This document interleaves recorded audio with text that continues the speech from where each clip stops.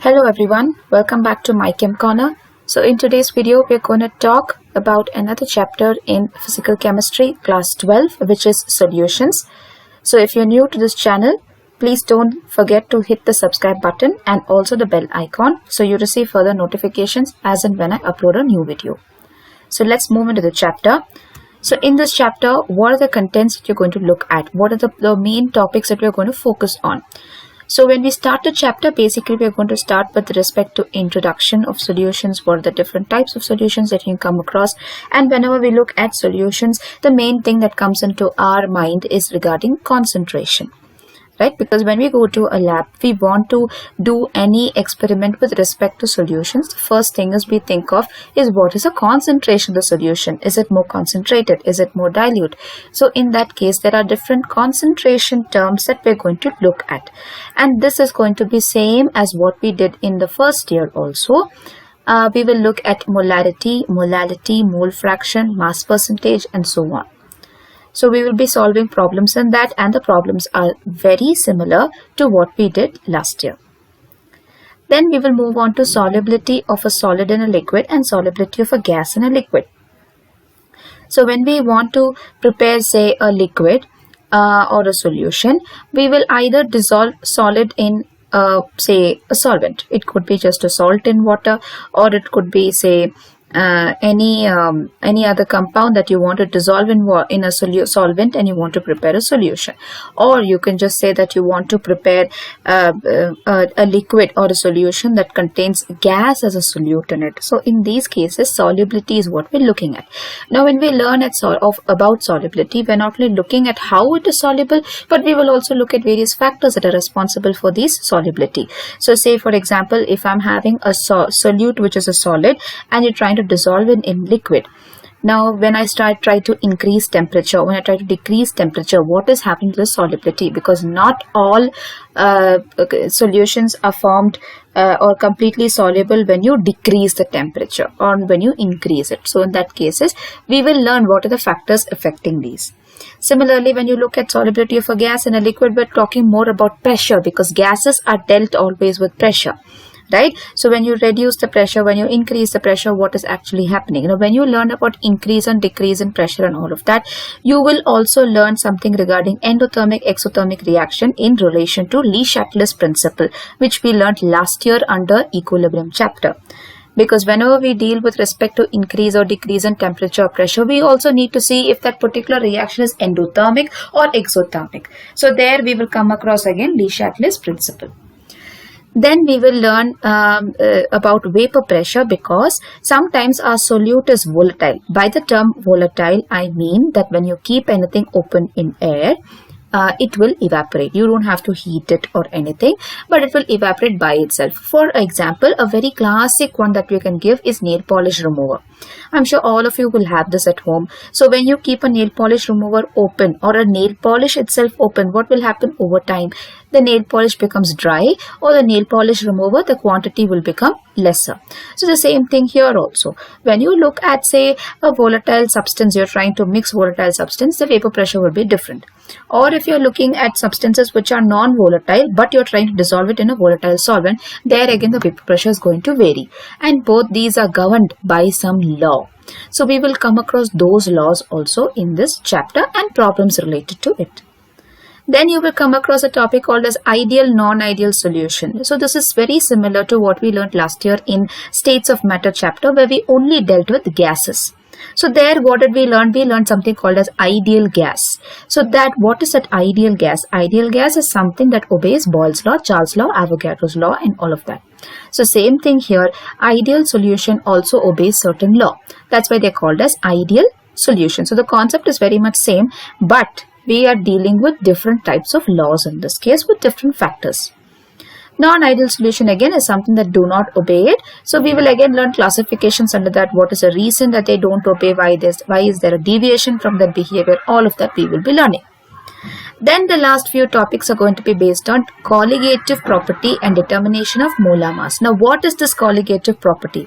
There are some properties which are completely dependent on the solute particles, on the number of solute particles. So, if there are some properties which are dependent on the number of solute particles, those are the 4 types that we are going to study in detail. Basically, problem-oriented topic this colligative property, and there are 4 properties that we will be coming across: relative lowering of vapor pressure, elevation and boiling point, depression and freezing point, and osmosis. So these are the colligative properties we are going to study. Of course, there are more, but our syllabus is going to be restricted to only these 4. Now, this colligative property, please keep in mind, it is a problem-oriented topic. So, in your board exam paper for PUC, this is a compulsory question. A 3-mark or a 4-mark problem on colligative property will be there. Alright, now the last bit is abnormal molar mass. So these are a few topics that you will come across in this entire chapter, which we will be covering in each video. So let's move into the very first topic, which is the basic introduction before we move into any concept. So here, when we talk about solution, what we're going to talk about is a homogeneous mixture, right? For example, if you take salt and water, you're getting a solution, a salt solution, because the solute, being salt, is going to be dissolved completely in that solvent.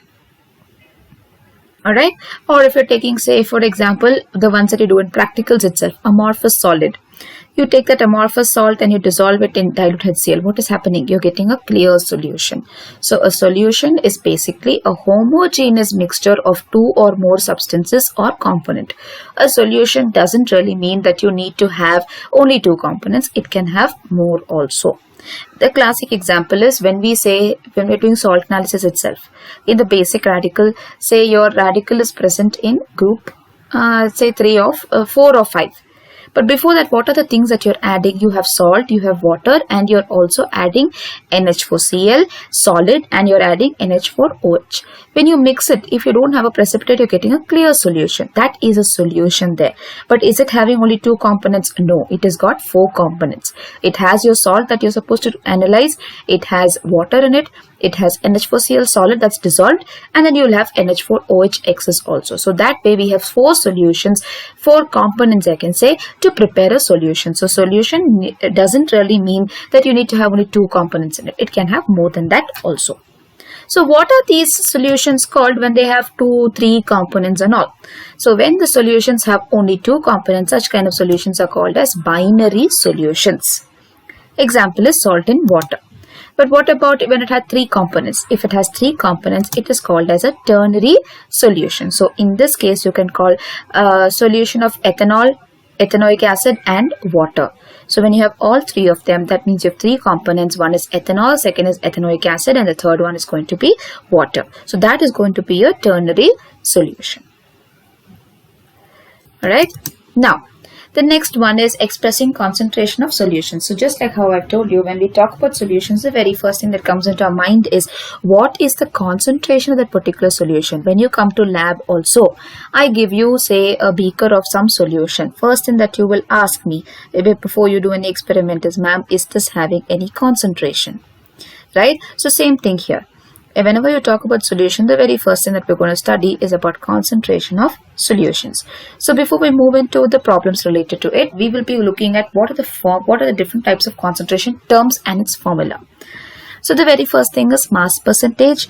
Now, just like how you find your marks in your exam, how do you calculate the percentage there? Whatever marks you got divided by total marks into 100. Same thing here. In this, mass of that particular component you want to find divided by total mass of all the components into 100. So it's just like calculating your board exam marks. The same thing with respect to volume.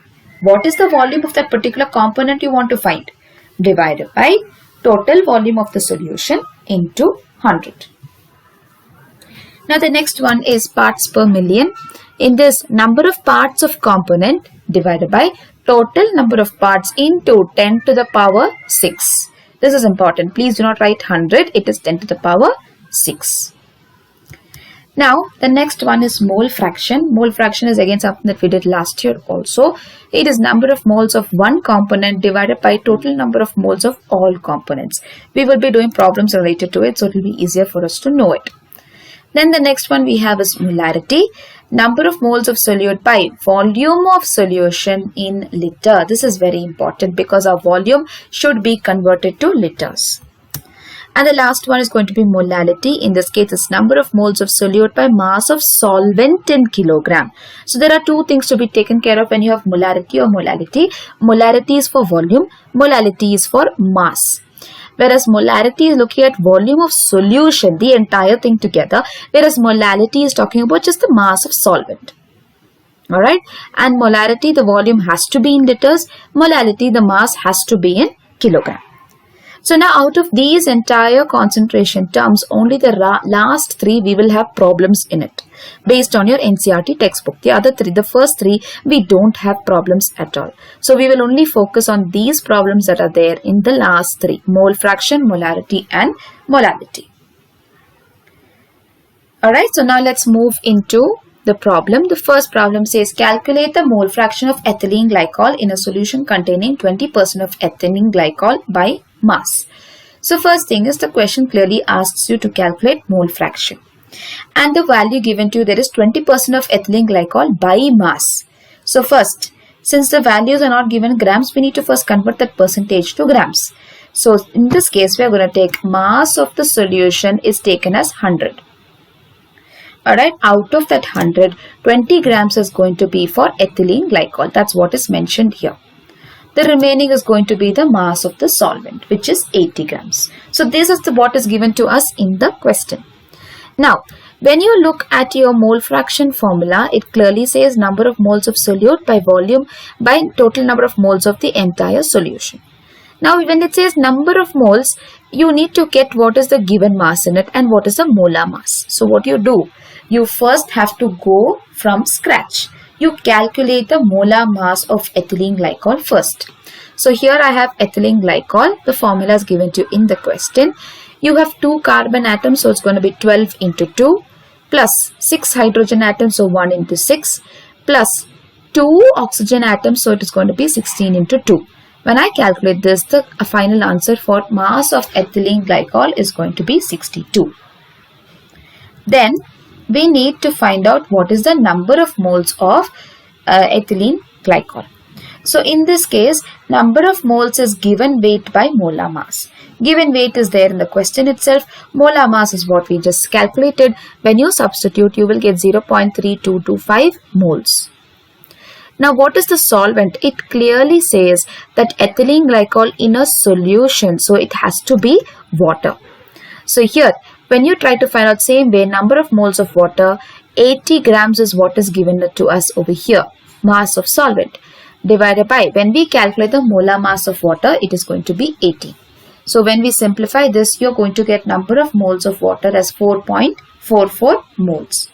So now that you know number of moles of ethylene glycol and number of moles of water, you just have to substitute this in the mole fraction formula. Mole fraction is always designated as a small x and number of moles is given as small n. Now in this case, the question clearly says calculate the mole fraction of ethylene glycol. So in this case, mole fraction of ethylene glycol is equal to number of moles of ethylene glycol divided by total number of moles of the entire solution. So here, number of moles of ethylene glycol we calculated 0.3225, that's in the numerator, divided by, we add up both the values in the denominator, because in the denominator it says total number of moles in the solution. Once you do this, once you've substituted it, you have to calculate this entire thing and you'll get your answer as 0.0676 as the mole fraction of ethylene glycol. So that is your answer for this particular question that says calculate the mole fraction of ethylene glycol in a solution. You start with molar mass, then you calculate what is number of moles, and then you put the values into the mole fraction formula to get your answer. So it's a 3-step process. Molar mass, number of moles, and then mole fraction. Now, the next question is again based on mole fraction, similar way, which says calculate the mole fraction of benzene in a solution containing 30% by mass of benzene in CCl4. So same thing here, let's write down what's given to us. So in this case, mass of solution as standard is taken as 100 grams. Mass of benzene is taken as 30 grams because it says 30% of mass of benzene. So it says 30 grams. The remaining is going to be for CCl4. Same method, because we don't have any other value, you start with molar mass of benzene and molar mass of CCl4. So here benzene is C6H6. So 12 into 6 here plus 1 into 6, which will give you 78 grams of molar mass of benzene. Similarly, when we do for CCl4, 1 atom of carbon, which is 12, and then 4 atoms of Cl, which is 35.5 into 4, 35.5 is the atomic mass of chlorine. When we do that, we get the molar mass of CCl4 to be 154. So we know what's the molar mass of both, and given mass is given over here from the question. Therefore, we can calculate what is number of moles of both. So number of moles of benzene is given mass by molar mass. Given mass is 30 grams, molar mass is 78 grams. When we substitute it, you will get 0.3846 moles. Now same way when we try to calculate for number of moles of CCl4. CCl4 given mass is 70, molar mass is 154. When we substitute both, you will get 0.4545. Now we have what is the number of moles. It's easy for us. You just have to substitute these values in the mole fraction formula. So here mole fraction of benzene is equal to number of moles of benzene divided by number of moles of benzene plus number of moles of CCl4. To substitute these value into the formula. Now when you substitute it in the numerator, you get 0.3846, which is the number of moles of benzene, and in the denominator you will get the both the values added up. This is equal to 0.4583. Mole fraction does not have any SI unit. Alright, so mole fraction as such, it is a very simple problem. All that you have to do is start from the molar mass, calculation of molar mass, then you move to number of moles, and then you move to mole fraction.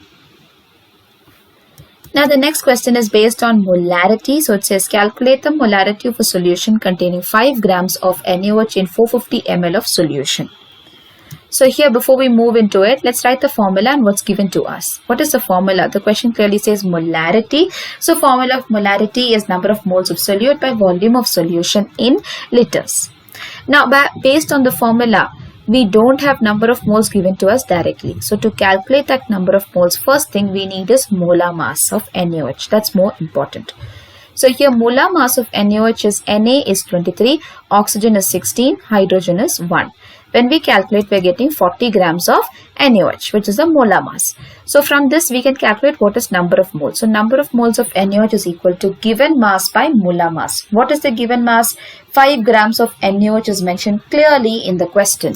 So it's going to be 5 divided by 40, which is the molar mass of NaOH. You will get 0.125 mole. Now that you know what is the numerator part of it, the denominator is volume of solution in liters. Whereas volume here mentioned to us is 450 ml. The formula clearly says convert it to liters. So 450 divided by 1000 when you convert it to liters. So you will get 0.45. So in the molarity formula, instead of number of moles of solute in the numerator, you have to substitute 0.125. And in the denominator, instead of having 450 ml, you are going to substitute with 0.45 liters. Now when you calculate both of this, you will get what your molarity is, which is 0.277 mole per liter. So it's a very simple formula question. Again, for this also, you have to start from the calculation of molar mass, then you move to number of moles, and the last is going to be calculation of molarity.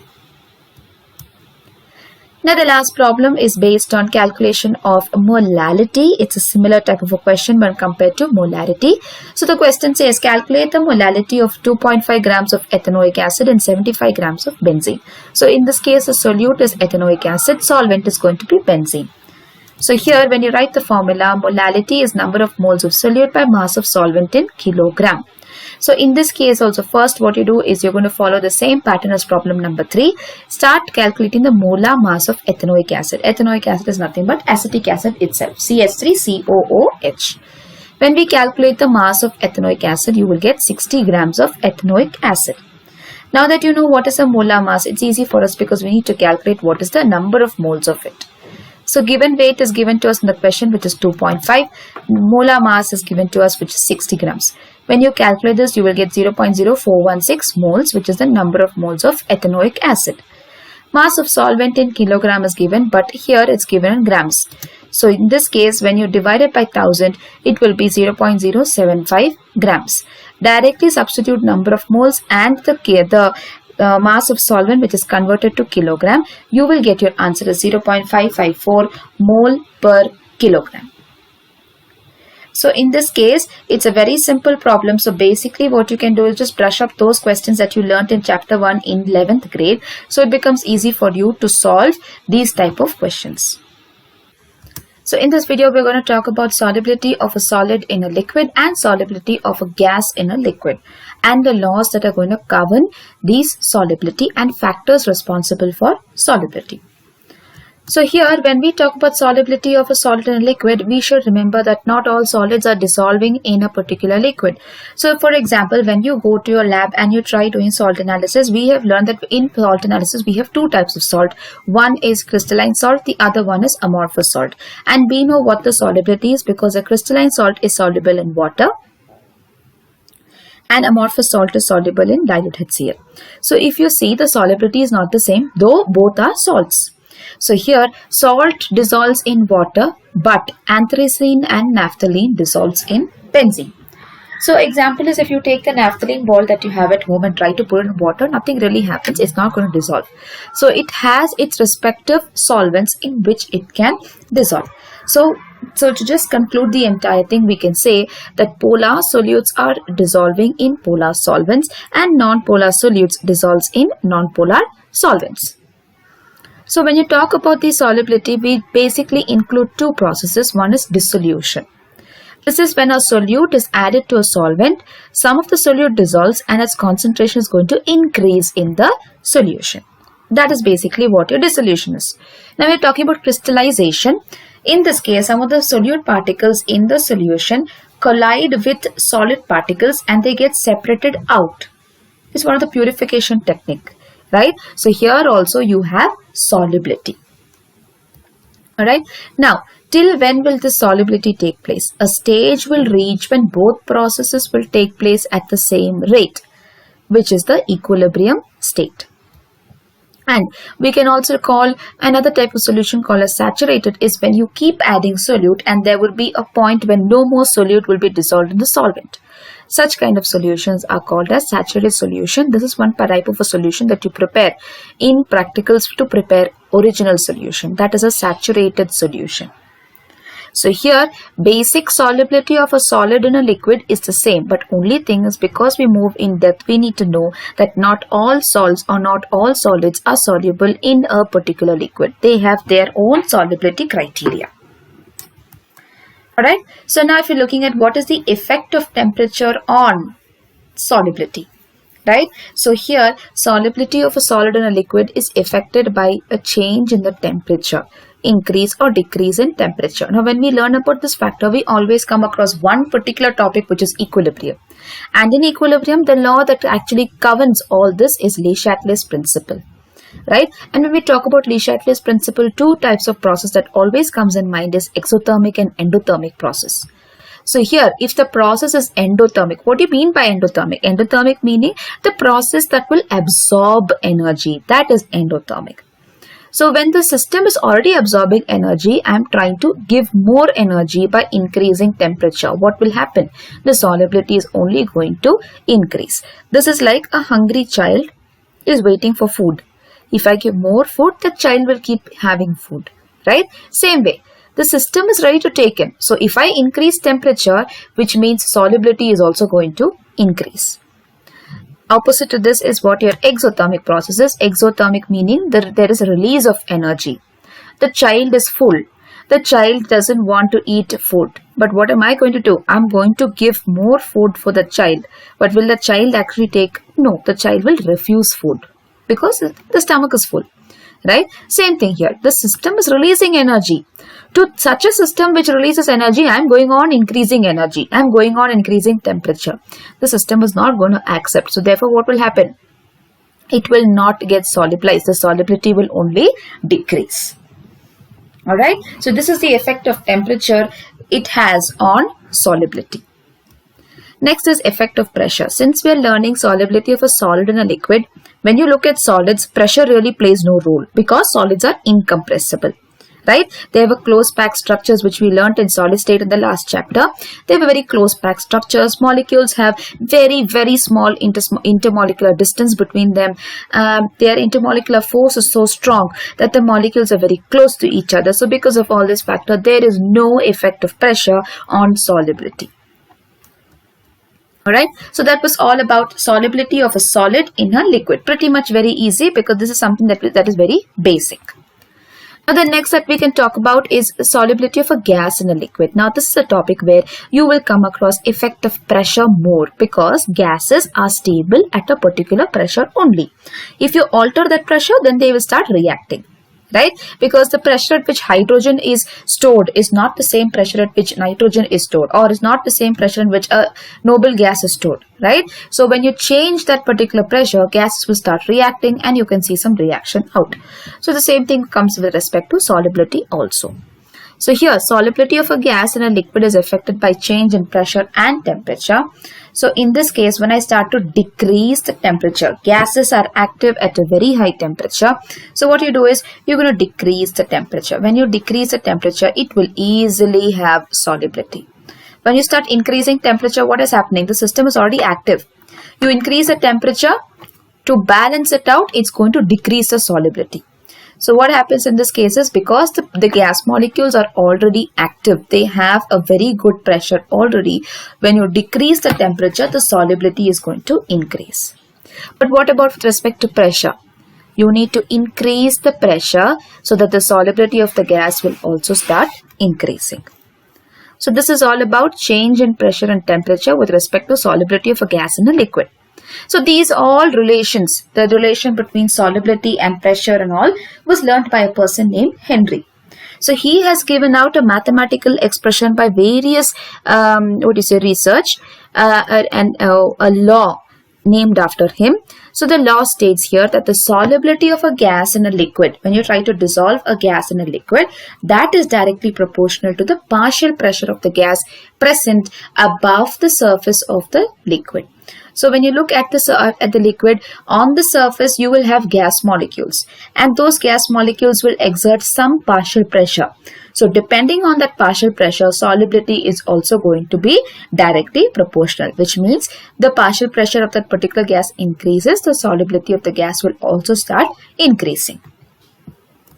Then he spoke about with respect to mole fraction. When you're talking about solubility, you can also talk with respect to mole fraction. So he gave out another statement. In this case also, he says that the mole fraction of a gas in a solution is directly proportional to the partial pressure of the gas present above the solution. So in first case, he spoke with respect to solubility. In the second case, he spoke with respect to mole fraction. Now in the third one, he gave a relationship between partial pressure and mole fraction in the vapor phase. So if you see, he's spoken with respect to the same type of a law in different terminology. Alright, but the meaning of it is the same. So here, to conclude the entire thing, we can say that the mathematical expression for Henry's law is this: P is equal to KH into X. P is pressure, X is mole fraction as usual, KH is Henry's constant. Alright, so now when you keep the solubility as lower, which means the value of KH is going to be the highest. Alright, so higher the value of KH, lower is the solubility of a gas in a liquid. So for solubility of a gas in a liquid, most important law is Henry's law. So here we have a problem based on Henry's law. In this case, it says if nitrogen gases bubble through water at 293 Kelvin, how many millimoles of nitrogen gas would be dissolved in 1 liter of water? Assuming that nitrogen gas exerts a partial pressure of 0.987 bar, given that Henry's constant for N2 is 293, at 293 is 76.48 kilobar. So first in this problem, we are going to write what is given to us. Let's mention that one. So the values that are given to us is, first, pressure is given to us, which is 0.987 bar. Then what is given to us as Henry's constant, which is K at 76.48 kilobar. But because both pressures are there, one is in bar, the other one in kilobar. So I'm going to convert this particular one into bar. So it's going to be 76,480 bar, which is into 1000. Now, from this particular formula, P is equal to KH into X. We know what is P, we know what is KH. It's easy for us to find mole fraction. So X is equal to pressure by KH. Substitute both the values. You will get your mole fraction as 1.29 10 to the power minus 5. There is no unit for mole fraction, so it just remains as it is. So you know what is the mole fraction. From that you can calculate what is the number of moles of water.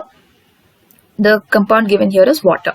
So number of moles of water is given to given mass is taken as 1000 in general, divided by molar mass is taken as 18. When we calculate this, you will get 55.5 moles. So this 1000 is coming that we are going to take 1 liter as in general. So here also the question clearly says 1 liter, which means 1000 ml. In terms of grams, when you take, it becomes 1000 grams.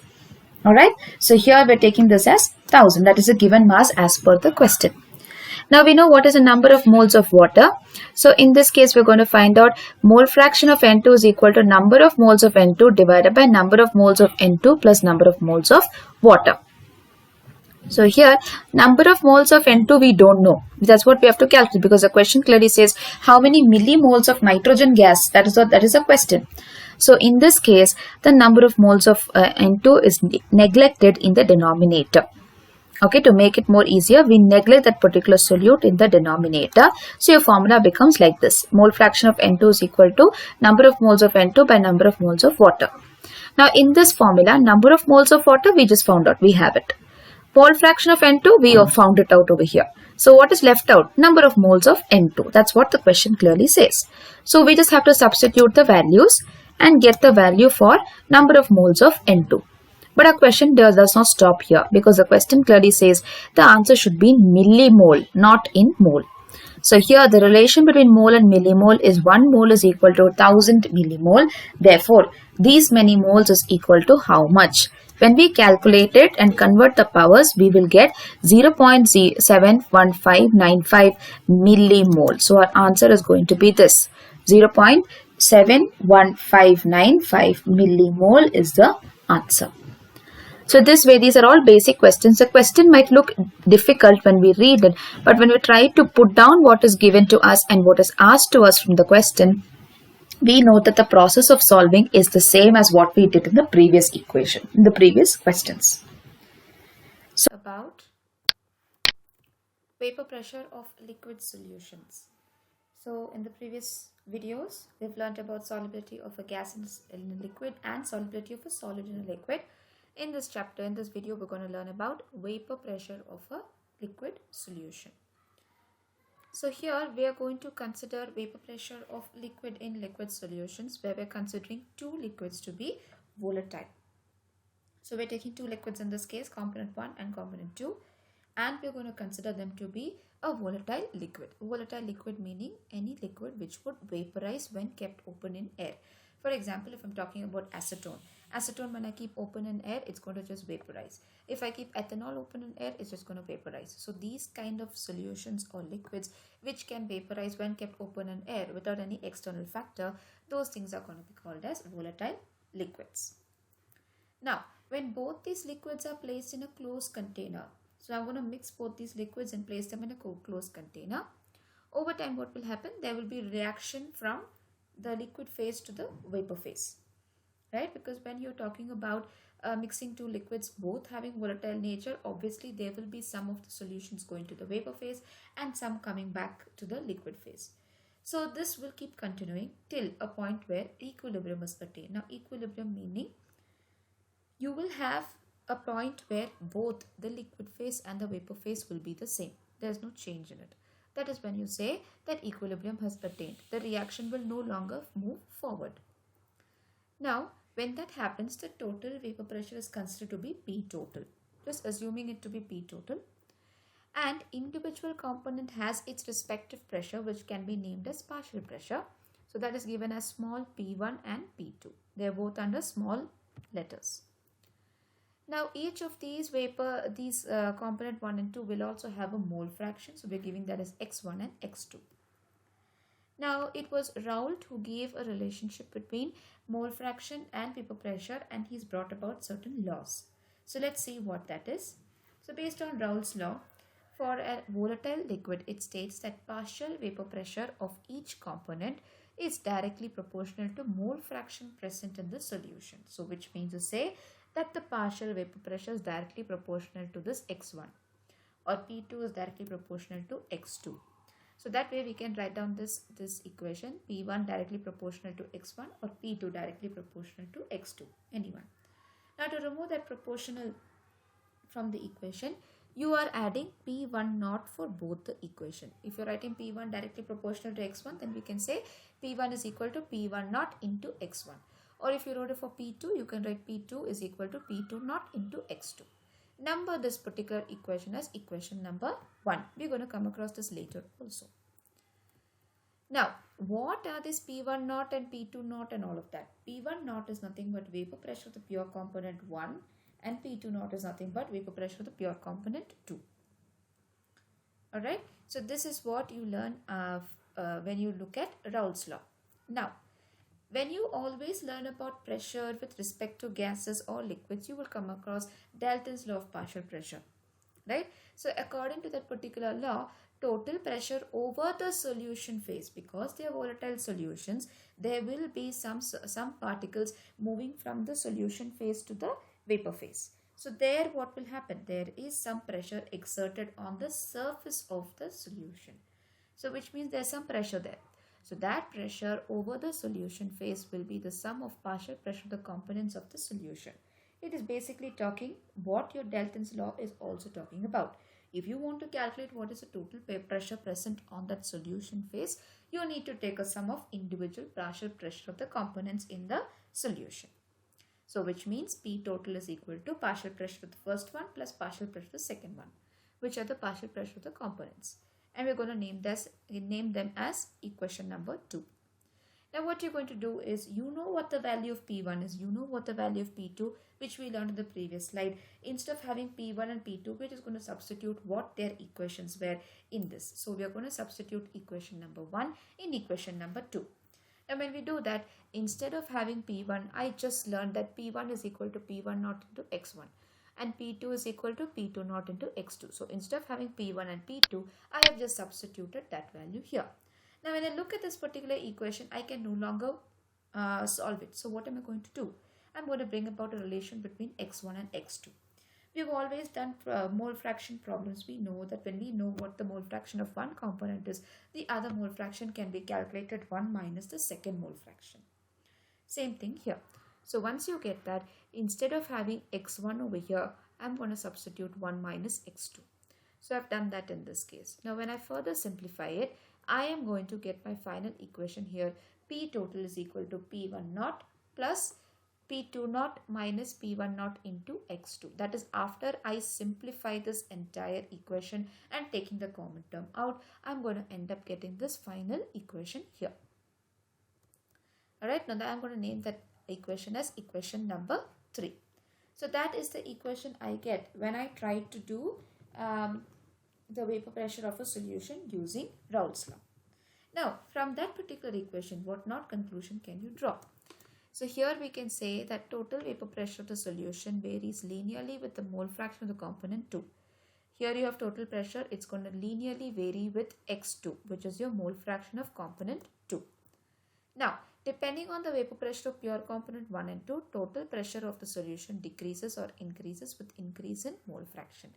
So that means to say, again, your total vapor pressure is going to depend on your mole fraction. If mole fraction is increasing, vapor pressure is also going to increase. If mole fraction decreases, vapor pressure is also going to decrease.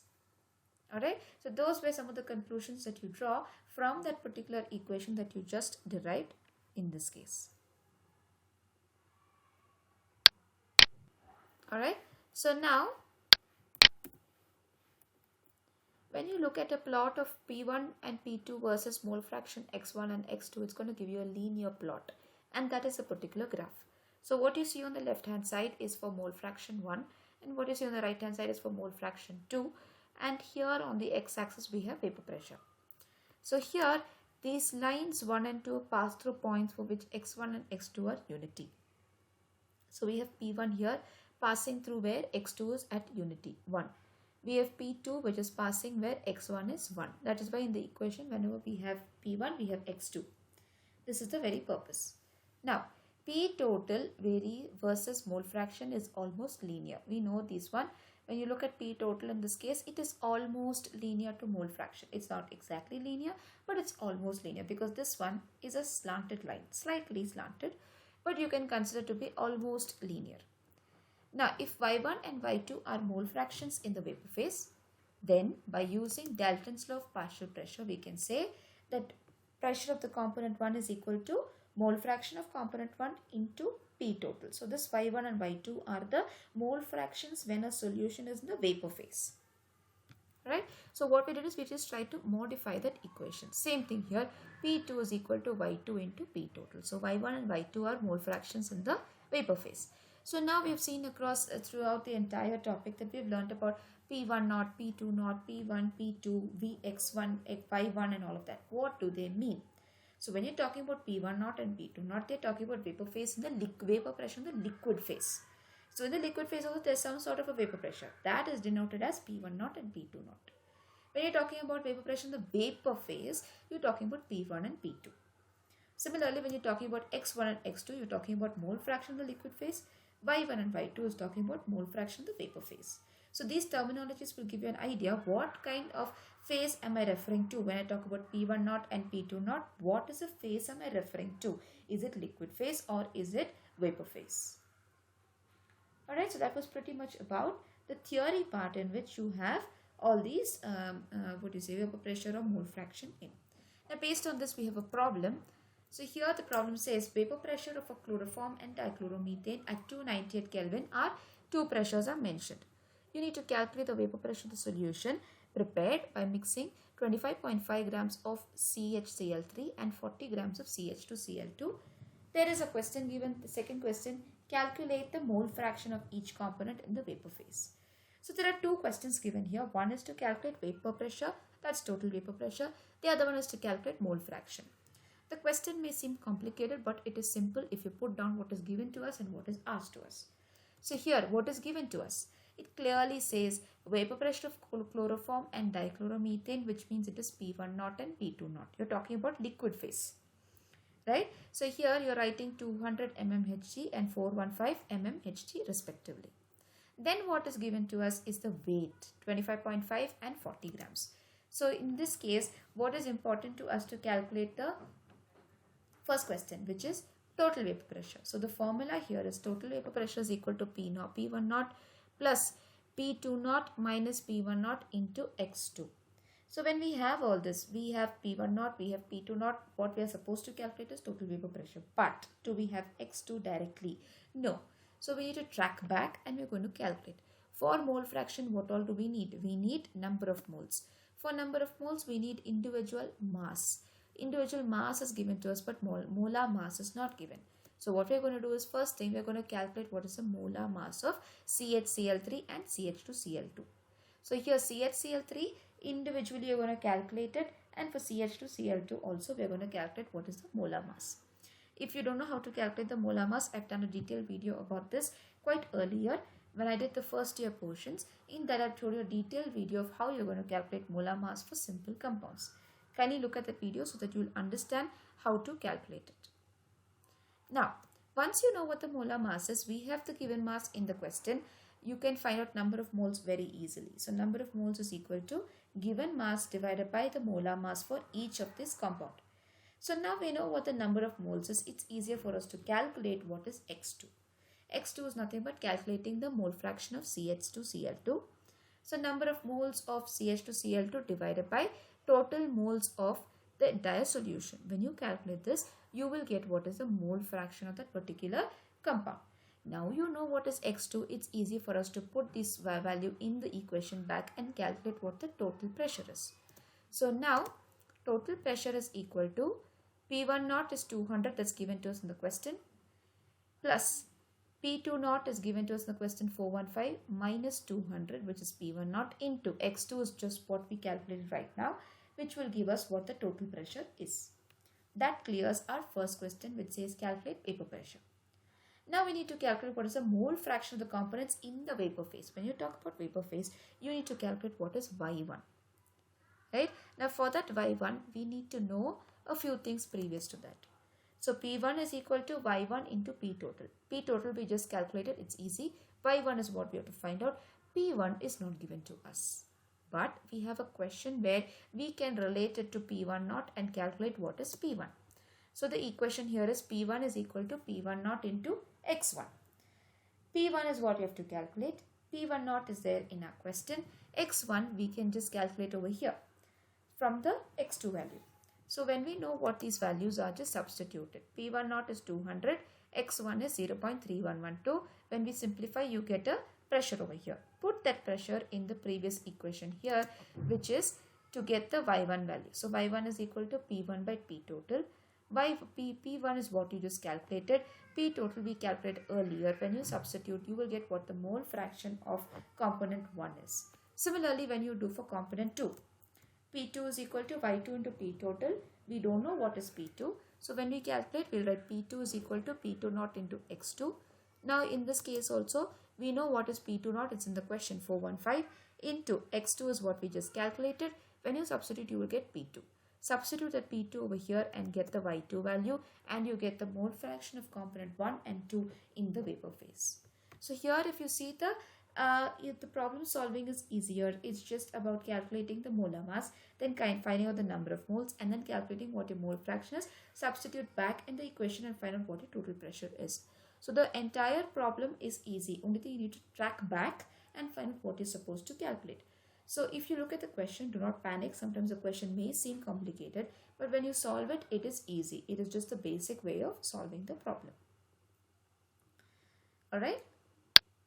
So now that we know how to calculate this problem, let's move into the next topic, a smaller topic, which is vapor phase, vapor pressure for solution of a non-volatile solute in a volatile solvent. So here it says you're talking about the vapor pressure of a solution, same as the previous topic, but in that case you took both volatile liquids. In this case, I'm taking my solute to be non-volatile and my volatile solvent. Now when I have this non-volatile solute dissolved in a volatile solvent, obviously vapor pressure is there. It is only because of that particular solvent. Solute is completely non-volatile, so obviously there's no pressure there, no vapor pressure. But the vapor pressure is only because of the solvent, because it is volatile. Now, surface of the solution is occupied by the non-volatile solute. So what you can do is imagine you have a beaker in which you have a volatile solvent. To that, when you add a non-volatile solute, the surface has been occupied by that non-volatile solute. Now what is happening when the surface is occupied by the non-volatile solute? It will not allow the volatile solvent to escape easily to the vapor phase. It is blocking it, right? So what is happening? The vapor pressure is going to be lower than the solvent. Okay. Now for a solution of a non-volatile solute in a volatile solvent, there is a way in which Raoult's law can be stated. So here it says relative lowering of vapor pressure. Why do we say relative lowering? It's because when you compare it with the volatile solvent, the vapor pressure of the given reaction is going to be much lower than the solvent. That's why we call it as relative lowering, because you're trying to relate and learn it with the solvent. So you call it as relative lowering of vapor pressure. Well, that is equal to mole fraction of the solute when solvent alone is volatile. So it's completely dependent on that solute which is present over that solvent. Okay, so that is all about vapor pressure of a solute, of a solution, non-volatile solute in a volatile solvent. So just talking about those concept where you can just think about it and you're able to try and relate it and study the entire theory. So in today's video, we're going to talk about ideal and non-ideal solution. But before we move into ideal and non-ideal solution, I would like to relate this particular topic to what you learned in first year. So in first PUC, you would have learned this chapter called States of Matter, in which you've learned about ideal gas, right? So we had certain laws that were governing the gases. And we said that if there is a gas that obeys all those laws, then it's called as an ideal gas. So same way here. you will come across something called as ideal solution, which means the solution that obeys a particular law over all concentrations. That is going to be called as ideal solution. So the concept is very much similar to that, although the topic is very wide and different from what you learned last year, but you'll be able to relate that it's no different from states of matter. Alright, so here under ideal solution, we say that solutions which obey Raoult's law over an entire range of concentration is called as ideal solution. So there's Raoult's law that's governing the solution part. When you try to say increase, decrease concentration, or try to increase the temperature and all of that. So here if a solution obeys Raoult's law over an entire range of concentration, it's not just fixed to a particular concentration, it's going to be to an entire range of concentration, then we call them as ideal solutions. Now for an ideal solution, the enthalpy of change for mixing of pure component is going to be 0, which means you really don't need an energy to mix that particular solution. The energy is going to remain 0 because it's a pure component. Similarly, the volume is also not going to change, it's going to remain the same. Now this means that there is no heat evolved or absorbed during mixing of two components. So you take component 1, you take component 2, you're trying to mix them. There is no particular heat evolved or heat absorbed during the entire solution. Therefore, we'll try to say that the interaction between component A and A, two similar components, is similar to the interaction between A and B. So if I take say A and A component, which are the same compounds, when I try to mix them, there is no change. So if I try to take say a HCl solution and try to mix the same concentration of another HCl solution, the concentration is not going to change. There's no much of heat evolved or heat absorbed because they both are same concentration, same compound. So whether I'm trying to mix say HCl with another solution or HCl and HCl, we say that for an ideal solution, there is no much change in anything. The energy pattern is not going to vary, it's going to remain the same itself. There's no difference in it. So that means to say perfectly ideal solutions are rare because we've all learned that when we mix two solutions, there is at some point energy evolved or energy absorbed. So to find a perfectly ideal solution, it is a rare concept. Now an example of a solution that obeys nearly ideal behavior, we can't say an exact ideal behavior, but nearly ideal behavior, is a mixture of N-hexane and N-pentane or a mixture of benzene and toluene. These are nearly ideal, they are not ideal perfectly. Alright, so if you are asked to draw a graph for an ideal solution, this is very much the same as the graph we learned under Raoult's law. It is the same graph here that you learned for an ideal solution. Now, when you're talking about ideal solution, you have something else called as non-ideal solution, which means a solution that do not obey Raoult's law. Not all solutions are ideal, right? So there are majority of solutions that are non-ideal, which means they don't follow Raoult's law. So they are called as non-ideal solutions. Now, when we talk about non-ideal solution, which means there is some sort of a deviation from Raoult's law, right? They're not obeying Raoult's law. There is some factor. So that way we can classify them based on positive deviation and negative deviation. So what do you mean by positive deviation? So I have a graph below here. The dotted line in each of this graph is talking about ideal solution. So first point clearly says if the vapor pressure is higher than ideal solution. So in the first graph, if you see, the vapor pressure is higher, which means to say that they are having positive deviation. But in the second one, if you see, there is a downward curve, which means to say that it is lower than the ideal solution. Then you call them as negative deviation. Now when you talk about higher curve in this case or higher vapor pressure, which means the interaction between two components are weaker than their pure component. Okay, so if I'm taking A and B and trying to form bonds between them, that interaction is much weaker than they were in their pure component. So which means to say because the interaction is weaker, they prefer to escape as components itself because they want to be in the component state. Because when you try to bond them, they're not bonding. The bonding is very weak. So that bonding can be broken easily. They'll come back to their component state itself. So there they prefer to be in their component phase itself. But if you're looking at negative deviation, because the vapor pressure is slightly lesser, between A and B there is a strong intermolecular force of attraction. Because of that, they don't escape as components very easily. Because the bonding is stronger, they prefer to be bonded in the product state. And when I'm talking with respect to enthalpy of mixing and all of that, because the bonding is weaker and you want them to form bonds, you need to apply more energy, more enthalpy of mixing is required, because it's not mixing, it is not forming bonds. So what you need to do, you need to apply more energy. That is why the energy is greater than 0. But in this negative deviation, what is happening? They prefer to stay bonded. They want to stay bonded as products between A and B. So here you don't have to apply more energy. So the energy can be lesser than 0. A classic example of a solution that shows positive deviation from Raoult's law is a mixture of ethanol and acetone. Now here in this case, the hydrogen bonding can be easily broken, and they prefer to be as ethanol separately and acetone separately. Whereas in the negative deviation, they have a bonding between phenol and aniline. We all know phenol is a proper acidic in nature, aniline has a good basic in nature. So because they share that lone pair and the acidic proton, they have strong intermolecular hydrogen bonding. Because of that, they prefer to stay as products and not as reactants. So here, this is a classic example of a negative deviation from Raoult's law. Alright, so these are pretty much the differences between positive and negative deviations. A 3-mark question in your exam. They can also ask the graph, to how to draw the graph. So you should be able to draw it. Now the next topic that we're talking about is azeotropes. Now what are azeotropes? These are mixture of liquids having the same composition in the liquid or vapor phase, and they boil at constant temperature. So that is a property of azeotrope. They have two types. One is minimum boiling azeotrope and the other one is maximum boiling azeotrope.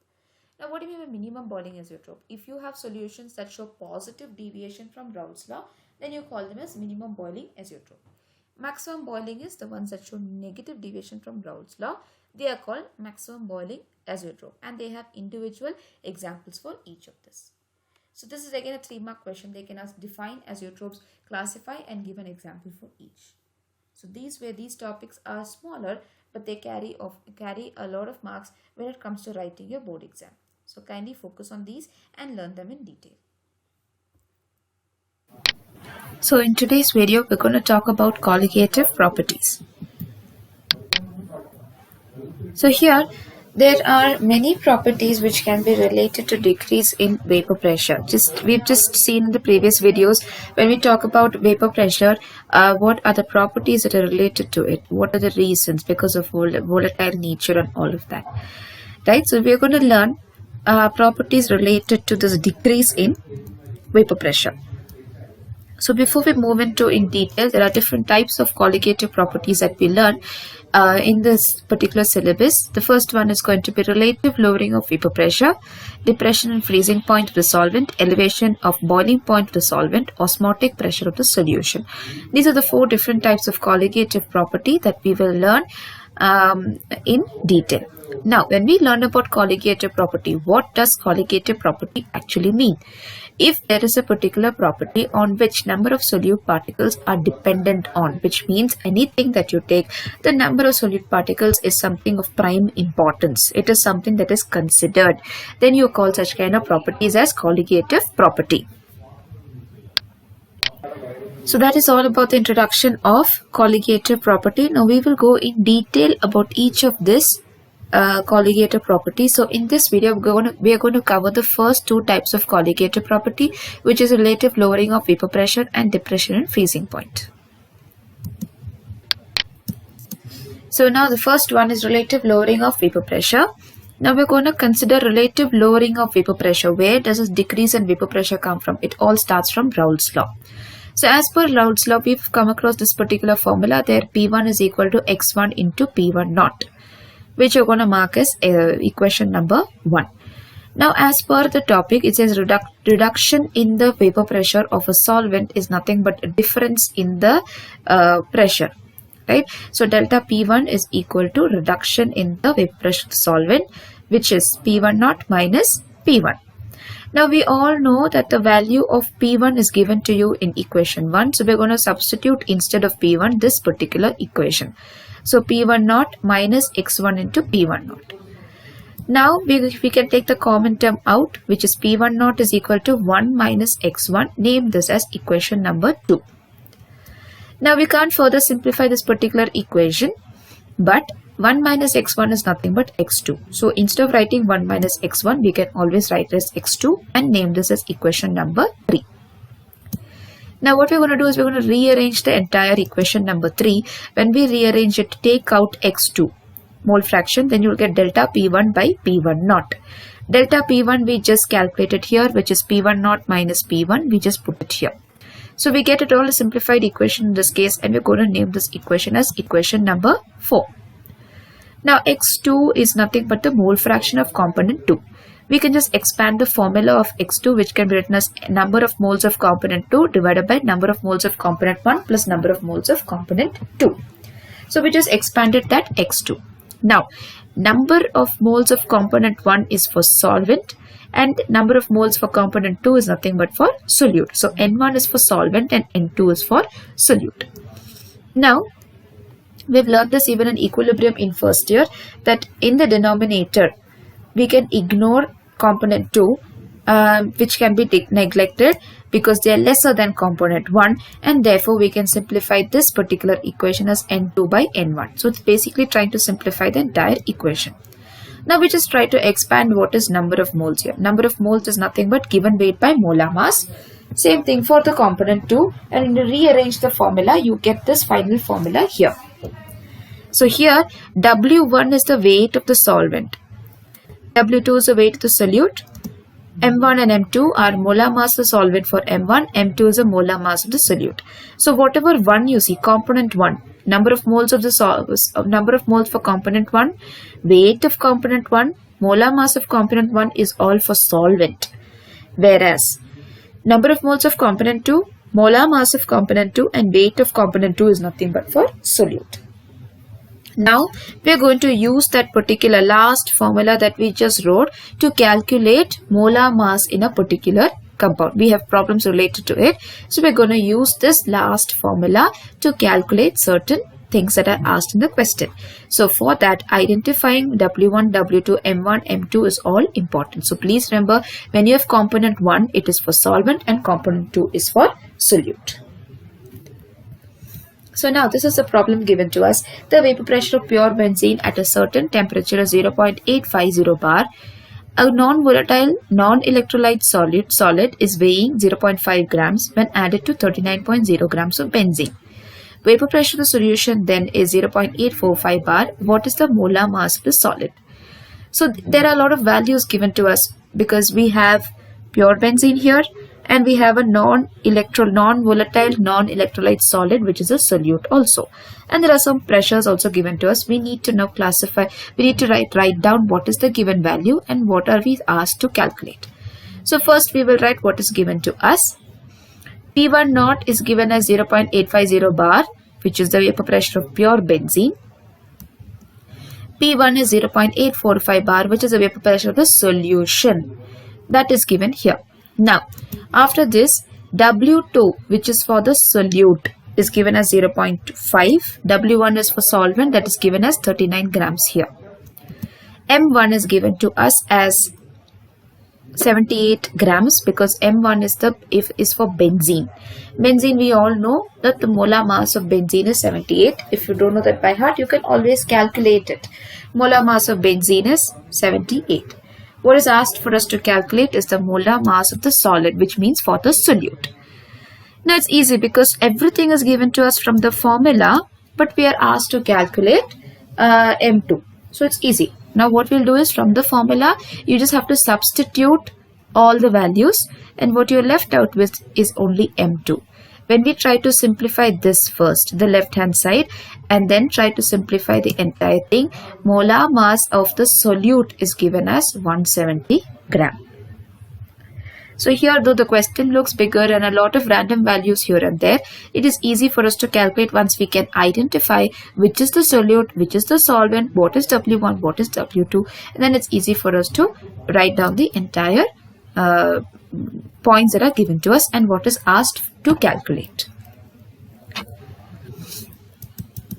Now the second one here is calculate the mass of a non-volatile solute whose molar mass is given to us, which is dissolved in 114 grams of C8H18 to reduce its vapor pressure to 80%. So same way, but only thing here is given in terms of percentage. So you need to come down to its pressure. So first, what is given to us? Total pressure is 100 bar. Out of that 100 bar, P1 is going to be 80 bar. Right? Now, from that, W2 is what we have to calculate. The question it is asked, mass of the non-volatile solute. Calculate the mass of non-volatile solute, which means W2 is what we have to calculate. Then what is given to us is W1. That is the mass of the solvent is given to us. Then molar mass of your solvent. We know what the solvent is, C8H18. It's easy for us to calculate what is the molar mass of it. Then the other molar mass M2 is also given to us. So M1 is for solvent and M2 is for solute. Now same thing again, put down the formula. Substitute whatever is given. What are you left with is only W2.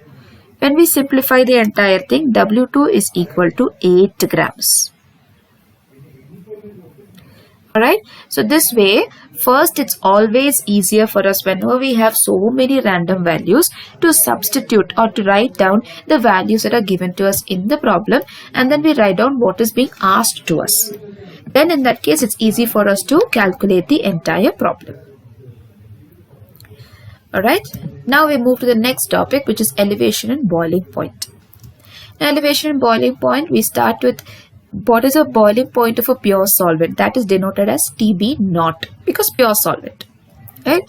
Then you take the solution. Boiling point of the solution is denoted as just TB.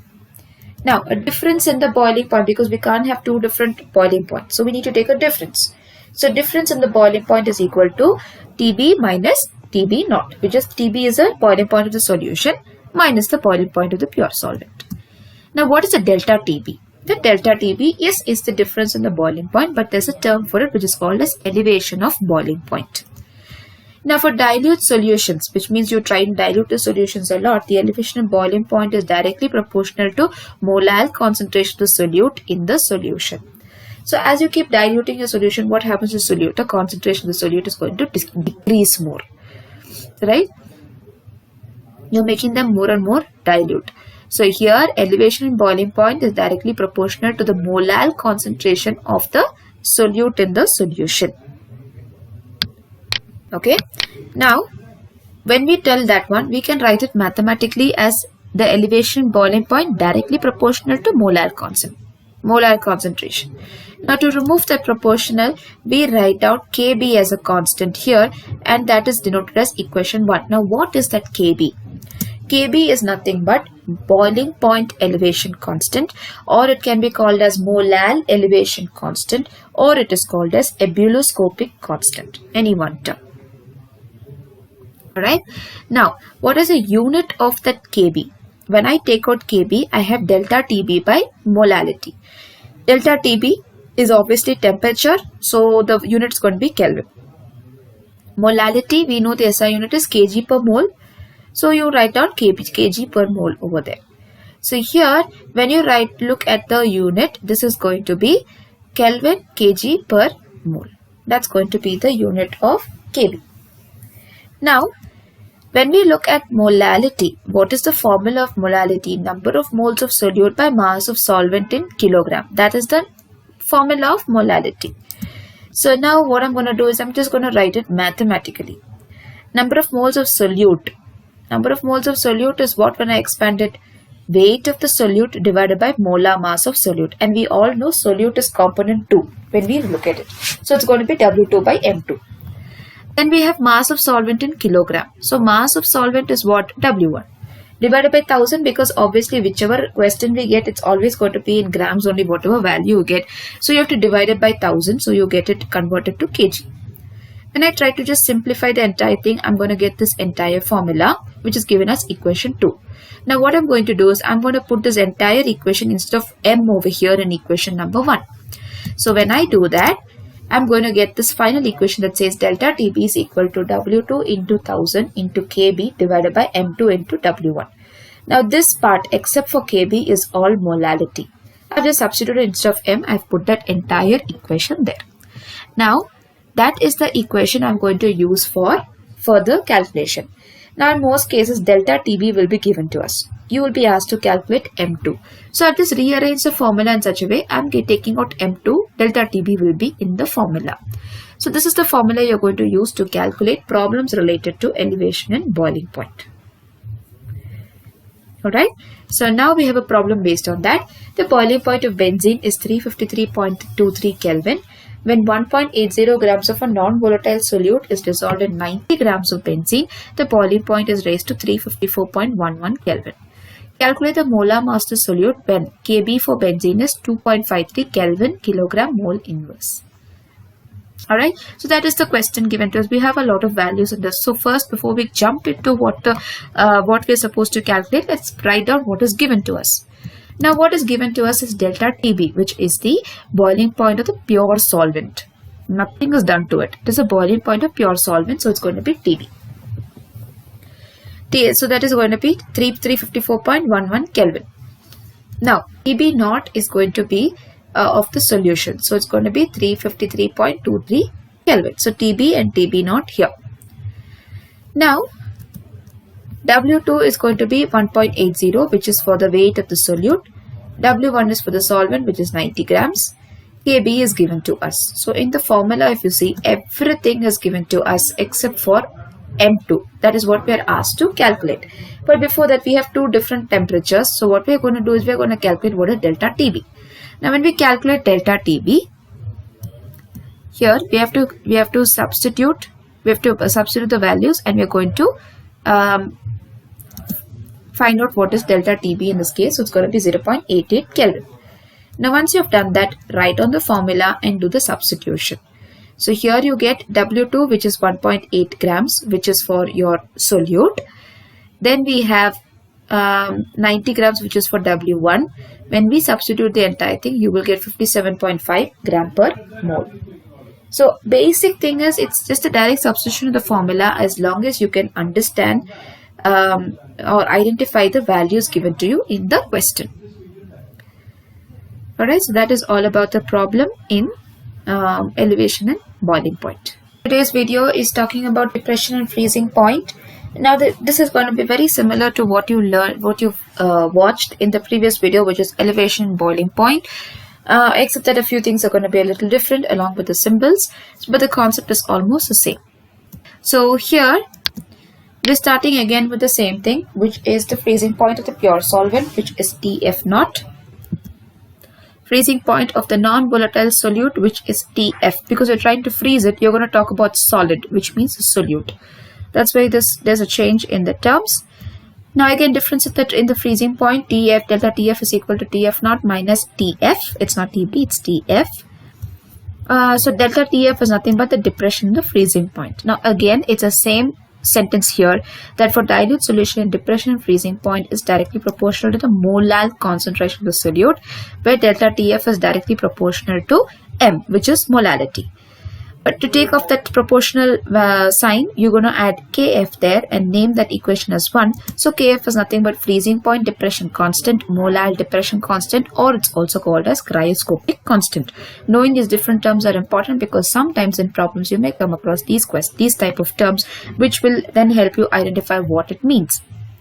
Now again, for Kf also, the unit is going to remain the same because basically you're talking about temperature and molality, so it has to be Kelvin kg per mole. There's not much of difference in it. Now again, try to expand the same way how we learned in elevation of boiling point. Molality is number of moles of solute by mass of solvent in kilogram.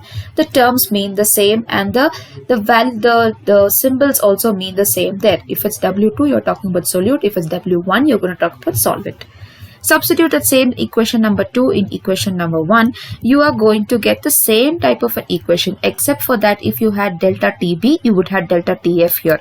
If you had KB, you would have KF over here. So it's the same thing. And when you try to rearrange, because most of your problems are based on calculating molality, calculating molar mass, you will get M2 is equal to the entire formula given there.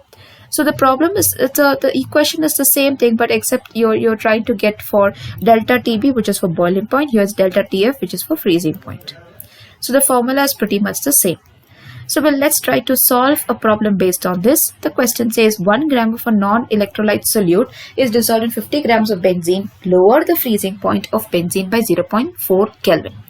The freezing point depression constant of benzene is 5.12 Kelvin kilogram per mole. Find the molar mass of the solute. So here when we try to write down what the values are given to us, delta TF is directly calculated here.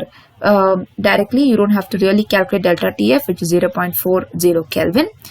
W2 is given as 1 gram, which is for the solute. W1 is 50, which is for the solvent. Kf is given to us, which is 5.12 Kelvin kilogram per mole. You are asked to calculate the molar mass. Directly substitute these values in the formula. When you substitute it, you will get 256 gram per mole as your answer. So here, when you see the calculation is pretty much similar to what you did in boiling point. There's not much of difference. So when you're learning them, please to compare elevation boiling point and depression freezing point and learn them. So it becomes easy for you to understand, and that they're not very much different topic, but probably very small differences that you find between both. Alright, now the next topic is going to be osmosis, which is about the last colligative property that we're going to learn. Now, osmosis, all of us have learned. We've done experiments related to osmosis in school time. Whether you take a grapes and put it in water or you put it in salt water, you would see a difference in it. Right? In one, it would absorb. In one, it would throw out water. Right? So, the process of osmosis is similar here. We are going to take solvent molecules and pass them through a semi-permeable membrane. Alright, semi-permeable membrane, we all know a simplest one that you can use is animal membrane. These are all very simple semi-permeable membrane that we can use. Now the semi-permeable membrane, which is like a sac that's basically going to be filled in with solvent molecules, you're taking that and you're placing it into a beaker that contains a solution. Now what will happen is that the solvent molecules, the concentration in the bag is solvent molecules. Solvent molecules are going to flow from them through the membrane into the solution. So this particular flow of the molecule from the solvent into the solution is called as osmosis. Now the entire flow is going to continue. It's not going to be always, but it will continue till an equilibrium is achieved, which means there are equal amounts of reactant and product on either side. Till then, you will have this process continuing till an equilibrium is attained.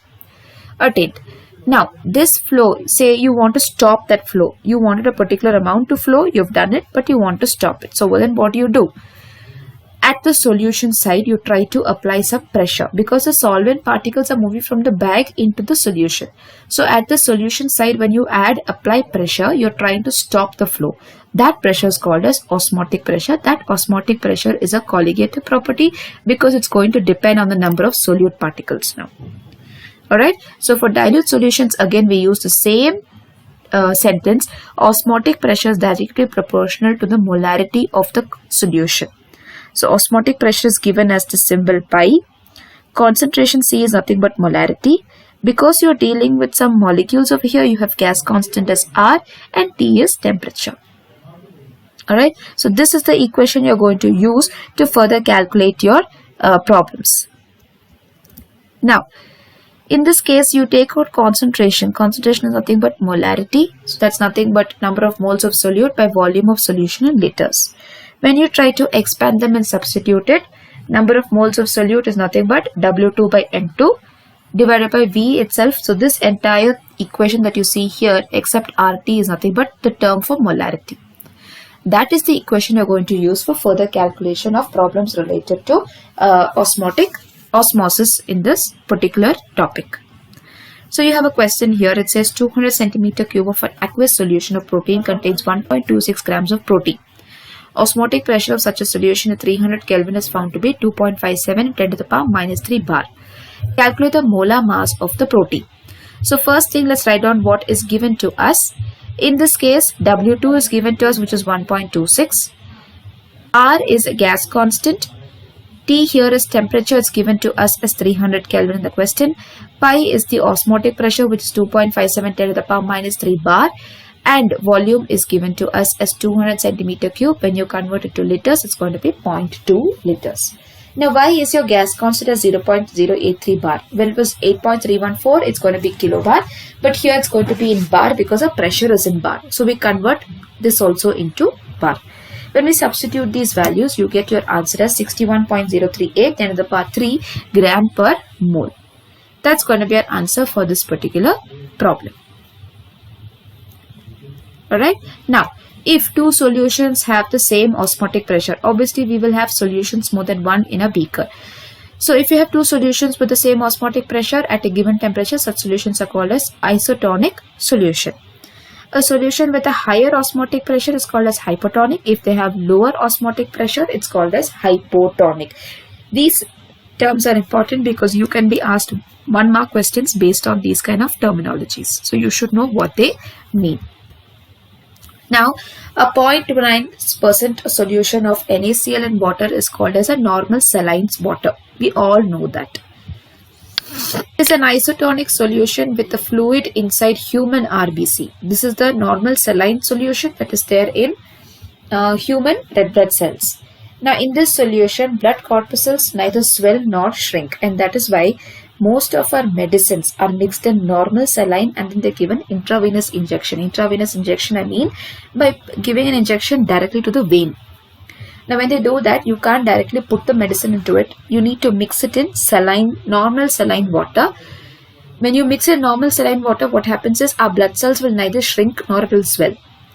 So that's why we use a normal saline water, and normal saline water is nothing but 0.9% solution of sodium chloride in water. Solution of NaCl in water with a concentration more than that particular is called as hypertonic. If it has more than 0.9%, which is the concentration of a normal saline water, then we call it as hypertonic. Now in such kind of hypertonic solution, if you place the blood cells, what happens is they would shrink. Now if it is the opposite, if it is less than 0.9%, then it is called as hypotonic solution. If you place a red blood cells into it, it would swell. So if you vary the concentration of a normal saline water and you try to put an intravenous injection, it will affect the RBCs. That's why we need a normal saline water with 0.9% of NaCl into it, so that your blood cells will neither shrink nor it will swell. Now when you learn osmosis, you always learn of something called as reverse osmosis. This is something that you see in filters nowadays. All of us have filters at home through which we drink water. There you have reverse osmosis. Now what does this reverse osmosis mean? The process of osmosis can be reversed if a pressure larger than osmotic pressure is applied. Now under these conditions, the solvent molecules move from solution to the solvent. A reverse happens through the semi-permeable membrane. Now where do we use this particular process? It is used in desalination of seawater. Now when pressure more than osmotic pressure is applied, pure water is squeezed out of the seawater. What will happen? All the salt that is there will be remaining in the there itself, and the remaining pure water will be squeezed out. The pressure required for reverse osmosis is very high because you're moving from a very high concentration to a low concentration. So in this case, trying to squeeze out that seawater, pure seawater, is going to be difficult. The type of a membrane that you can use for this is a film of cellulose acetate. Now cellulose acetate is only permeable to water. It cannot permit anything else. It will not allow any ions or any impurities from the seawater. So this is something that they use when they want to remove salt from seawater and give only pure water.